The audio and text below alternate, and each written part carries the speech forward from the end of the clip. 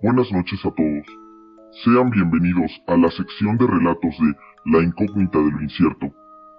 Es un placer para mí saludarlos nuevamente y recordarte que aquí estaremos contando aquellas historias que nos llenan de miedo, confusión, intriga o incertidumbre. Hoy te relataré una breve historia que tiene que ver con un tema que se encuentra ocurriendo en este momento a nivel mundial. Actualmente, la humanidad está atravesando por una emergencia sanitaria llamada COVID-19, un virus letal que se transmite de persona a persona en todas las partes de nuestro planeta, afectando principalmente el sistema respiratorio y terminando con la vida de muchos. Tal vez para mucha gente siga siendo difícil de asimilar el hecho de haber perdido a algún ser querido por culpa de la situación actual de la pandemia. El día de hoy hablaremos sobre un relato que involucra esta situación. Todo comenzó meses después de que el padre de Alejandra falleciera, víctima del mortal coronavirus. Su familia había quedado devastada por la muerte del señor Andrés, pero era Alejandra quien había quedado especialmente afectada por este hecho, tanto así que nunca se imaginó que podría volver a ver a su padre haciendo un trato con una entidad que hasta el día de hoy es un misterio.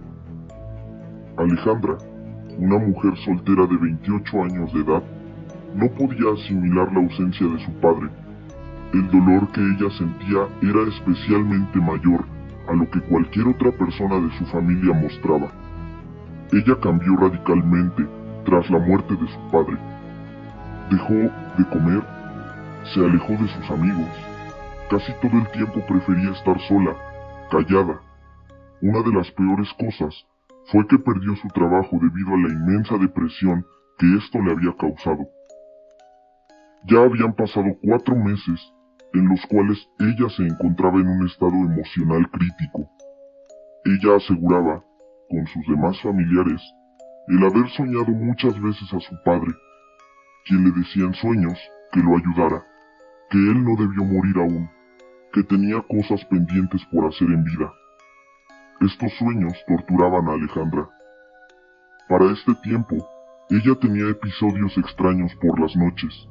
Ella platicaba con sus amigos y familiares y les decía estar confundida, pues en ocasiones veía a su padre parado en la puerta de su habitación, pero ella no estaba segura si estas visiones eran reales o solo eran sueños.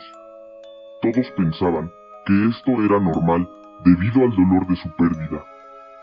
Los días pasaban y Alejandra comenzó a investigar en internet casos de apariciones de familiares fallecidos. También buscaba información acerca del lenguaje de señas, pues en sus visiones y en sus sueños, ella recordaba que su padre colocaba las manos en una forma especial, juntándolas y formando un triángulo al revés, con la punta viendo hacia los pies. Ella no encontraba nada que el lenguaje de señas explicara sobre esta posición de manos, pero sí encontró blogs de personas que daban testimonios de haber podido platicar con familiares fallecidos realizando ciertos rituales. Era tanta la angustia y el dolor de Alejandra que se dispuso a realizar uno de estos ritos para comprobar por ella misma si le sería posible poder comunicarse con su padre una vez más. Una vez decidida, ella buscó una oportunidad en donde estuviera sola en casa, pues además de ella, también vivían ahí mismo su madre y su hermana 4 años menor. Aquella fue una tarde lluviosa.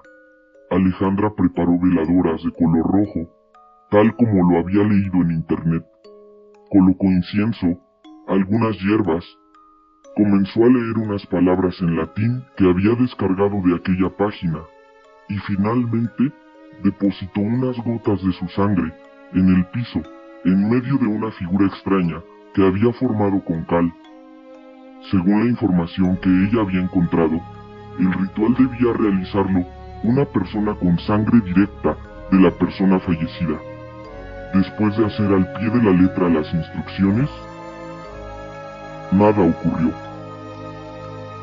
Ella no le dijo a nadie sobre lo que había intentado hacer, pues no lo creía conveniente, debido a que probablemente no estarían de acuerdo. Pasaron un par de días más, y lejos de poder establecer contacto con su padre, los sueños y visiones que ella había tenido con anterioridad se habían ido. Hasta cierta noche, Alejandra se encontraba sola en casa, pues su madre y su hermana habían ido a una reunión familiar a la cual ella no había querido asistir y se había quedado sola en casa. Esa noche, como era habitual, ella no podía dormir a tempranas horas de la noche. Eran aproximadamente las 2 de la madrugada, cuando ella comenzó a escuchar ruidos en la habitación de sus padres, como si alguien hiciera pequeños movimientos de objetos. Pensó que tal vez era el gato. De un momento a otro, ella comenzó a sentirse agotada, los ojos se le cerraban, y de repente, se durmió. El sueño era extraño. Ella se encontraba en un lugar que no conocía. Parecía un hospital o una escuela. No sabía bien. Lo que sí era seguro es que ella no reconocía ese sitio. De repente, a lo lejos, escuchó la voz de su padre. Ella caminaba por un largo pasillo hasta percibir más cerca aquella voz que bien conocía. Al final del mismo, había una puerta. Hubo un silencio. Y de repente, la voz de su padre le dijo: «Ábrela, aquí estoy». Alejandra sentía que le faltaba la respiración. La excitación de volver a ver a su padre era muy grande. Tal vez había funcionado aquel ritual. Ella estaba al fin por volver a estar cerca de su papá. Del otro lado de aquella puerta había completa oscuridad. «¿Papá? ¿Dónde estás?». Nadie respondió. Ella sentía que la respiración se le cortaba cada vez más. Abrió los ojos. Estaba recostada en su cama, sin poderse mover, pero estaba consciente de que aquello había sido solo un sueño. Ella no podía moverse. Tal vez me dio parálisis del sueño, pensó. Los sonidos que provenían de la habitación de sus padres se hicieron más fuertes, cada vez más. Alejandra comenzó a sentir que alguien subía por los pies de la cama. Ya no era algo normal. Ella tenía pánico. Cerró los ojos para tratar de contener el miedo, y una vez que lo hizo se preguntó: ¿por qué pude cerrar los ojos? De repente, y sin abrir los ojos, escuchó: «Gracias por liberarme. Yo soy el mal». Alejandra fue internada en una clínica psiquiátrica. Este es el relato que ella asegura haber vivido, después del cual comenzó a presentar cuadros esquizofrénicos y la familia tuvo que buscar ayuda médica.